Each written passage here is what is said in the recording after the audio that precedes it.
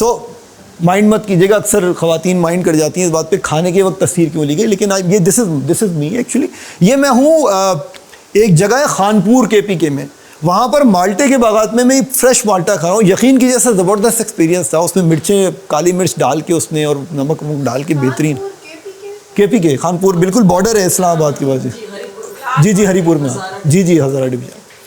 तो जो चीज़ भी आप खा रहे हैं या पी रहे हैं, याद रखिएगा, या तो ये आपको शिफा की तरफ ले जा रहा है या बीमारी की तरफ ले जा रहा है, कन्फर्म, इसमें कोई दो राय नहीं।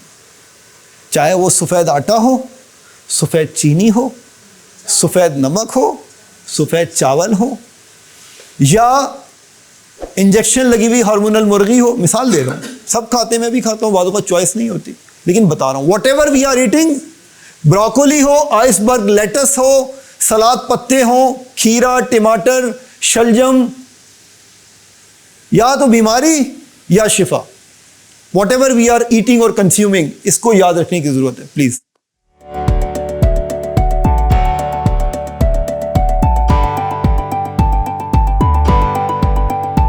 WhatsApp now at 0314 2288 255. Visit us at drakram.com.